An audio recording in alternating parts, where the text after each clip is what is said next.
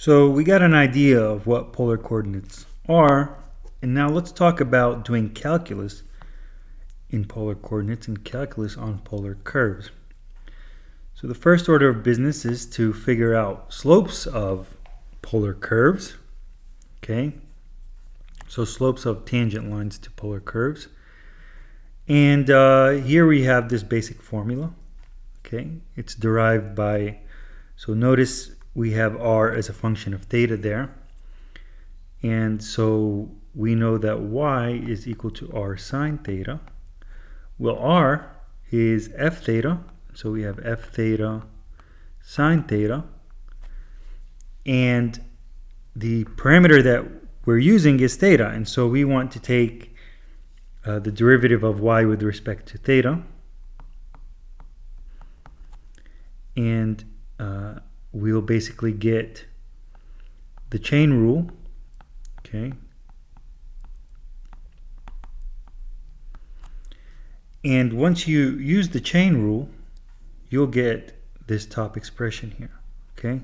You do the same thing with dx, okay, and you get that bottom expression there.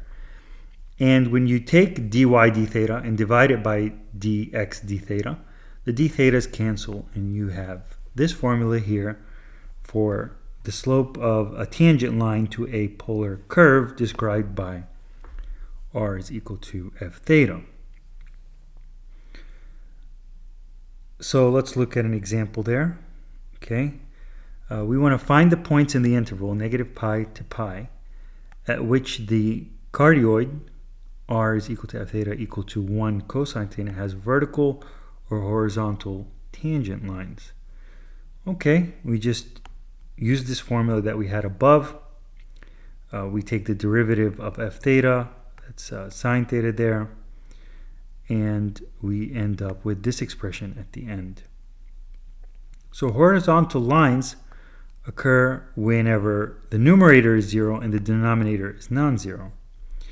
So let's check when the numerator is 0. When the numerator is 0 at theta equals 0 or plus or minus 2 pi over 3. Okay? So that's when you'll get a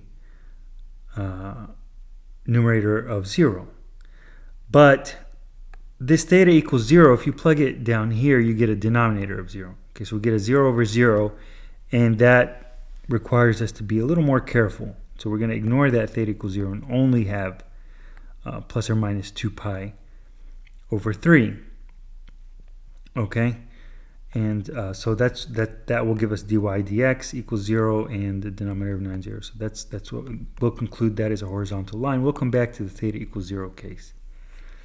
What about the vertical lines? Here, dx dy equals 0, or another way of saying that is that the denominator is 0 and the numerator is non-zero. Okay, so dy dx approaches infinity, and dx dy is 0. Okay, the reciprocal of dy dx is dx dy. And when is the denominator 0? Well, this occurs at these different points. But again, the theta equals 0 case will also give us a numerator of 0, and so we're going to have to pay special attention to that. And so we only have the vertical lines there at plus or minus pi and plus or minus pi over 3. Well, what about this point 0, 0 here? We have to pay special attention to that point. And how we're going to do that is, because we're getting a 0 over 0, we're going to take the limit and approach 0 from the right. Okay, and we have 0 over 0, so we're going to use L'Hopital's rule and take the derivative with respect to theta of the top and bottom, and we get 0. So what does that tell us? That tells us that it's a horizontal line, okay, because we got 0 after paying special attention. The derivative there is indeed 0. And so that's a horizontal line. So for horizontal lines, we have 2 pi theta is plus or minus 2 pi over 3, and theta equals 0, okay? And for a vertical line, we have plus or minus pi and plus or minus pi over 3. So and this special point is just to show you, be careful. Whenever you have the denominator and numerator equal 0, you can't just, just look at the numerator and ignore the denominator. You have to pay special attention.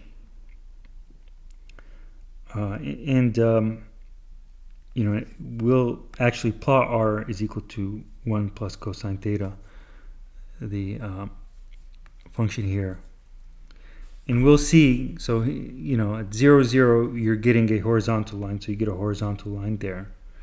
Okay, the vertical lines occur here, and other horizontal lines there. Okay, so that's what we just basically found. All right, well, let's talk about area of regions bounded by polar curves. First is, what is the area of a slice of pizza? Okay, to do that, you'll take, here is the area of a circle, the whole pizza. And if you just want the slice, well, you got to know the angle of the slice, so that's that d theta over 2 pi. Okay, you take that ratio, you multiply it by the total area, and you get that formula there. And so here is the general formula for the that slice over there. And we could basically use this if we have two functions, okay, where f theta is greater than g theta, and both of these are representing radial distances, then the area between them, between the two r's, is going to be the area under one r minus the area under the other, where you'll have this 1/2 distributed there. Okay, so it conforms to that formula there, 1/2 r squared d theta, but our r is f theta and g theta, and we're looking for the region between those two curves. Okay, so let's look at a concrete example here. So consider the circle. Here's the circle here, r equals 1, and the cardioid r is equal to 1 plus cosine theta here in green. Find the area of the region inside the circle and inside the cardioid. Okay, so for part A, let's color code this. Okay, for part A, we want that area there. Okay, let's do that. Okay, first thing to note is that the area in the positive x-axis, okay, in red there, is just pi over 2. Okay, so what's left is to find sort of this area here in green. Okay, we want to find that area in green. How are we going to do that? Well, our outer radius here is going to be, or actually we just need to compute that. We could compute that while ignoring inner or outer radius. We just have the outer radius being the cardioid. Okay, so to do that, we have that pi over 2, that's the right hand side, and we'll integrate for this green side there. We'll use this relation, pi over 2 to pi of 1/2 r squared d theta, which are of the cardioid. Okay, because we're just getting this area here, and so we don't have to pay attention to the circle because it's already in the circle. Okay, the area is already in the circle. And so we plug that in and we integrate from pi over 2 to pi, which gives us the curve. So this is what you're getting from r equals pi over 2 to pi.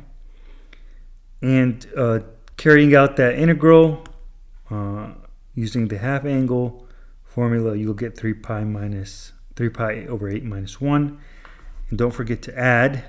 Okay, so here we're only integrating here to pi, from pi over 2 to pi. What that actually gives us is, rather than and we could have done this by integrating to from pi over 2 to 3 pi over 2, but we're going to exploit symmetry, and so this here, that gives us that top green. Okay, and multiplying by 2, now, okay, gives us that green and that bottom there because of the symmetry. And the red is this pi over 2, and so you'll get this final answer, okay? 5 pi over 4 minus 2. All right, and what about for B, where we want to find the area of the region inside the circle and outside the cardioid? Okay, so let's go ahead and erase the colors so we could also color code this.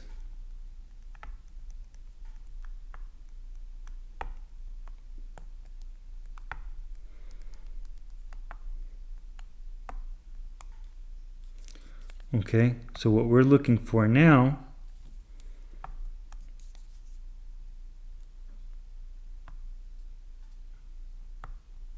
is this here. Okay, that's what we're looking for B. And how do we find that? Well, we only have to, again, symmetry about the x-axis, we only have to find just the top, okay, and multiply by 2. So we're going to find that and then multiply by 2. And so the fact that we're multiplying by 2 gives us this, but be careful with the bounds. You're integrating again from pi over 2 to pi. Okay? So our outer radius is the circle. Okay? That's our outer radius here. So if we just did this integral with 1 and ignored what we're subtracting, what we would get is the area of a semicircle.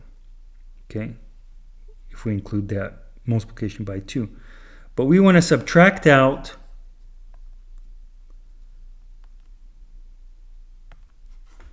that inner radius, and here's what's going on with the inner radius.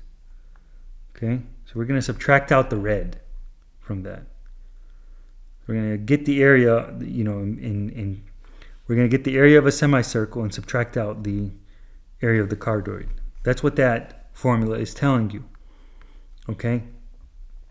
And once we understand the formula and what it's telling us and why we're multiplying by 2, we carry out the integral and we get that result there. And here's our final answer. Okay?